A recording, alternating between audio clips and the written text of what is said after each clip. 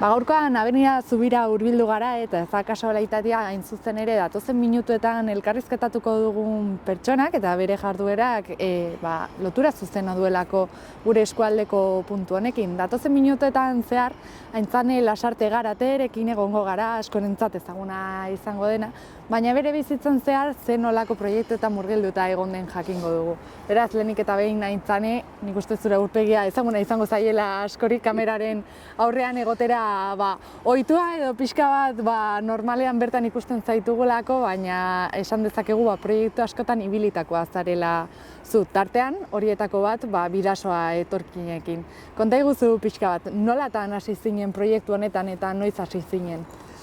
Hori denok hemen hasi genuen hori 2018 ingurutik aurrera, ni pier bada 2019, baina hor kontuatu ginen momentu hortan migrante pilo bat azaltzen zala Irun aldean, Irunen izan zen izugarrizko gertakizuna, eta orduan nik jakin nuen hori ze pasatzen zen, joan nintzen Irunera, ze bai, hau antolatzen, nola saiatu ziren migrante talde horiek laguntzen, hori.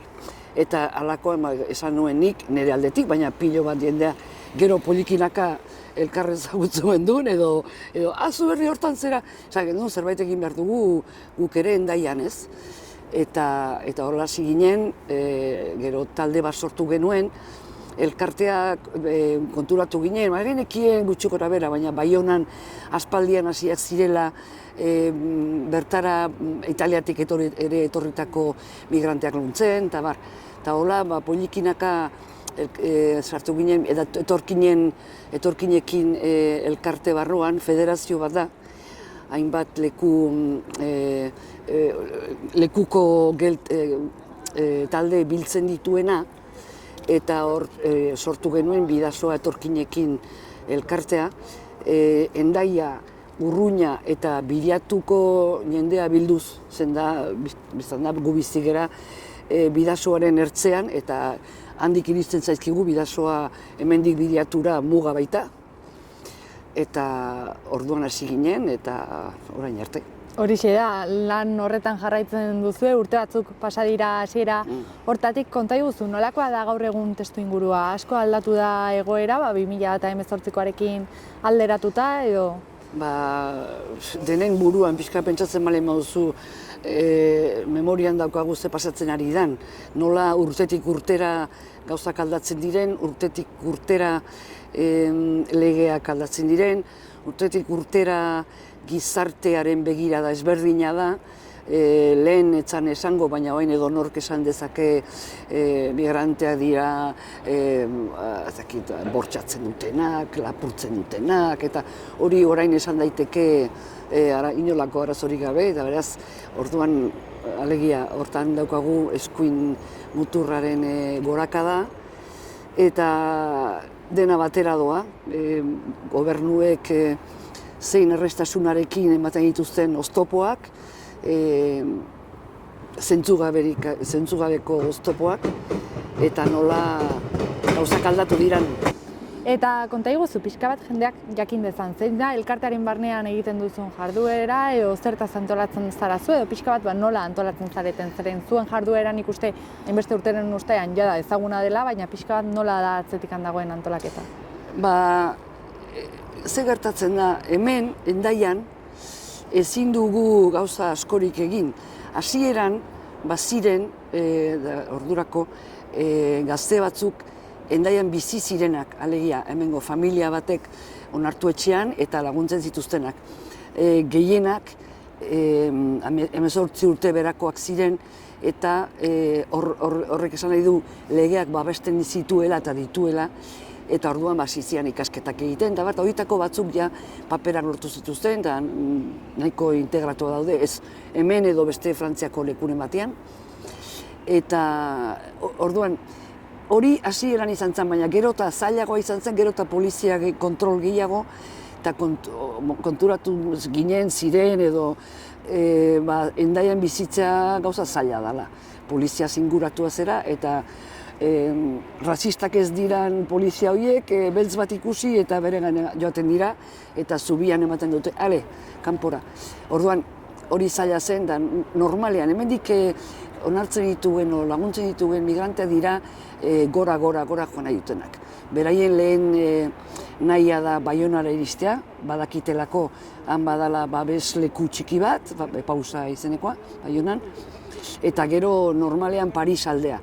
Paris izan daiteke gero Lyonera joateko, baina normalean da Paris inguruan, badutelakoan familia lagunak edo hizkuntza batez ere. Ze etortzen zaizkiguna dira frantsesa dutenak hizkuntza bederen kolonizazioaren hizkuntza. Eta orduan pentsatzen dute garrantzitsuena behar bada hizkuntza menderatzea dela edo hitz egitea edo zerbait ulertzea. Eta eskualdean azken finean, egunero gure kaleetan ikusten dugun errealitatearen parte bihurtu da arazo hau, baina arazo izaten jarraitzen dut. Ez dakit zure aldetik ikusten alduzun, igual gizartean gehiegi normalizatu den kontu bat dela, hau da, denboraren poderioz, baina da gure errealitatean integratu dugun zerbait, nahiz eta ez luken horrela beharko. Gauza da, integratu dugula kontrola normala da lakasik. Dutela edo, eta integratzen hasia gera migrazioa arazo bat da. Eta integratzen hasi barko genuke migratzen dutenak, guk migratu dugun bezala askok, eskubidea dute hemen egoteko edo aukera bada horiek ere gurekin, gure onduan bizitzeko. Hori integratuko bagenu pixkatu be. Horixe, azken finean luzara doan arazoa da, jada urte batzuk pasa zirelako hasi zenetik.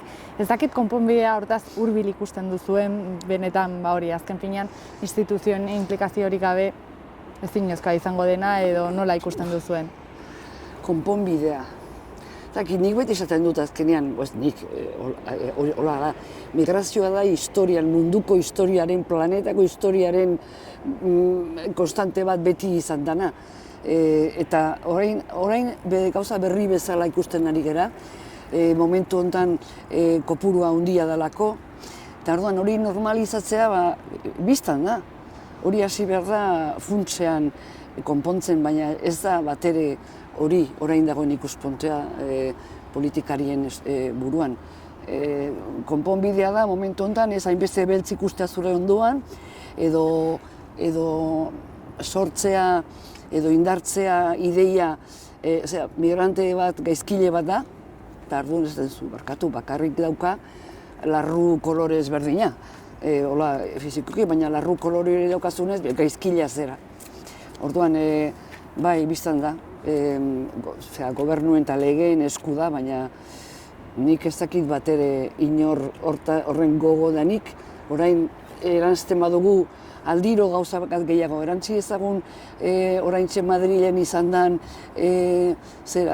fascista guzti horien bilera, edo hortan zer egin duen Trumpek, o zer egiten ari den. Orduan indartzen da gero eta gehiago hori, beltzak gaizkilak, kanpotarrak gaizkilak, Amerikarrentzat Mexikarrak edo Hego Ameriketakoak eta hemen Afrikatik datozen guztiak gaizkilak ditugu. Orduan, ez dakit nik zerk eman dizaioken itzulia.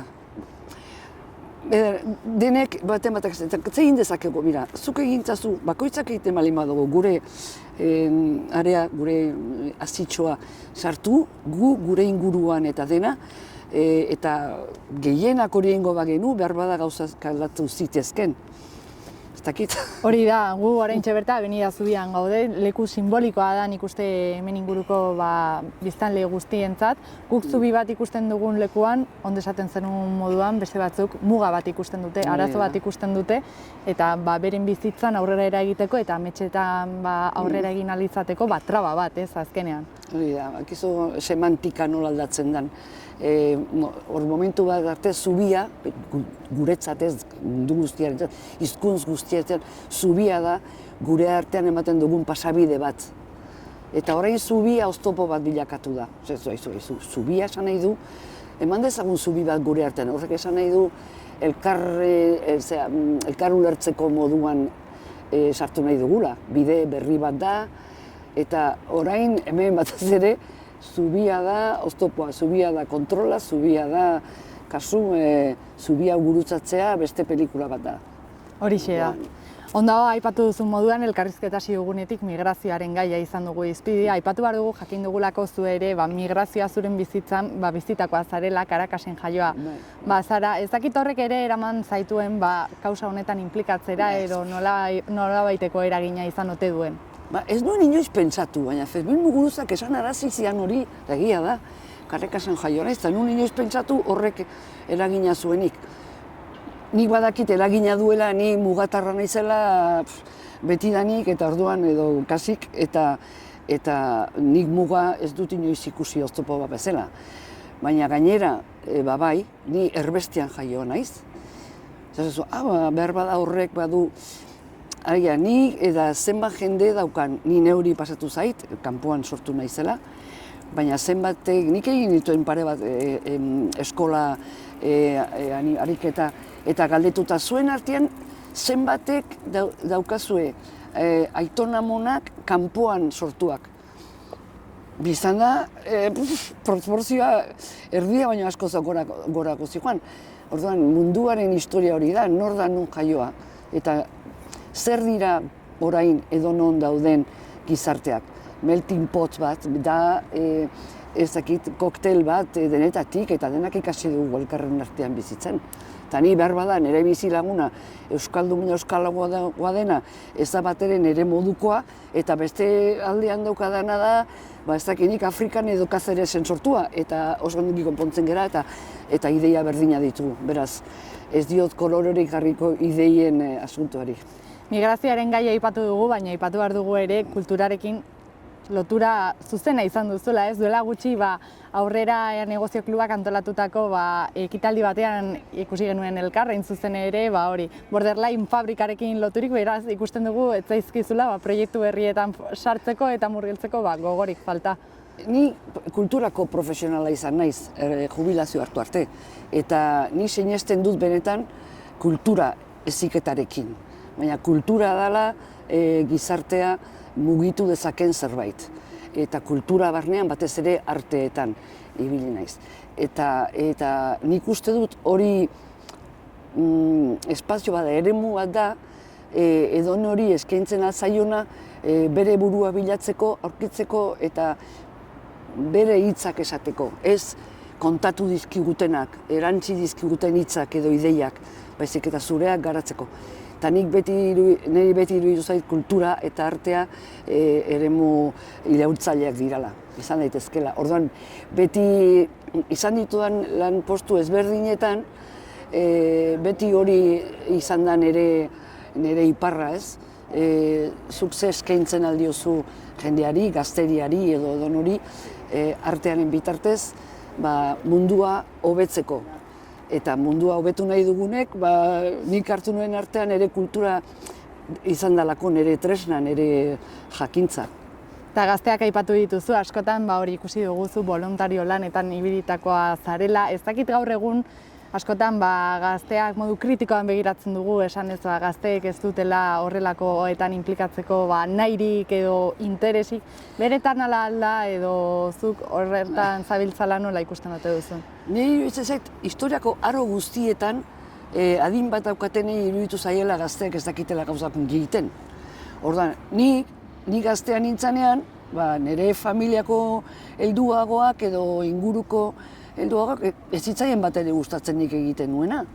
Eta orain pasatu nahi zar taldera. Eta egia esan, nik izugarri ikasten dut gazteekin. Batez ere, nik baditu dela gauzak, urteekin, esperientzia biztan da gehiago daukazu, urte gehiago, denbora gehiago dalako. Baina zure esperientziak dira tanta batzuk realitatea ezagutzeko. Eta gazteek irakutsi diate gauzak orain egiten diran moduan nik ez dudala ezagutzen. Eta ez dudala menderatzen, eta bain gauzak beste modu batean egin behar dira, gizartea ikaragarri aldatu dalako. Eta orduan nik nire inguruan ikusten ditut. Inguruan ni nagoen elkartetan gazteak egiten duten lana izugarri eskertzen dut. Eta gero eta gauza gutxiago inditzaket. Alegia, gero eta gauza gehiago egiten dituzte nik lehen egiten dituanak. Nik hobeto egingo nituzten. Takit bat. Egiten duten, baina orain seguro hitz egiten diotela gizarteari nik baina asko zobe. Eta konta iguzu Aintzan, esandako guztiarekin nola begiratzen diozu etorkizunera? Ikusi dugu proiektuetan murgiltzeko gogorik ez zaizula falta izan, baina hemendik aurrera zertan eman nahiko zenuke zure denbora? Ni ezin naiz bizi, gauzak egokiak ez diren espaziotan, ere mutan, ezin dut. Mina egiten didaten gauzetan sartu behar dut. Nola, neurrian, nire neurrian, zega energiare, ez daukagu hainbeste, lehen esan dudan hizkuntzare ez dut, eta beraz seguro nahi segituko dudala. Nola segituko dut nire neurrian egin ditzakedan gauzak egiten. Zertan gizartea hobetzen aldugun hildoetan. Eta horrek asko, hori pilo bat ari dira, kultura dela edo migrantea dira, pilo bat jende da gure inguruan gizarte arazoetan lanean ari dana, eta animatu zaitezte, denen beharra dugu, gizarteak guztien beharra dugu. Baina entortzen da eskuin muturra, eskuin muturra ez geranak eta kontra gairanak, egin dezagun zerbait zentzuzkoa, egokia eta gizarteari dagokiona. Eta txikia balin badare, dena hona izango da. Bueno, Aintzane, asko eskertzen dizugu denbora guzti honetan gurekin egoteko tartetxo bat atera izana, beraz nik uste elkarrizketa oso interesgarria izan bai da, beraz mila esker zure denboragatik. Mila esker zuei, eta nik esan dudan zerbait baliagarria balin bada, aurrera. Zerbait ez dena, mila esker. Zuri.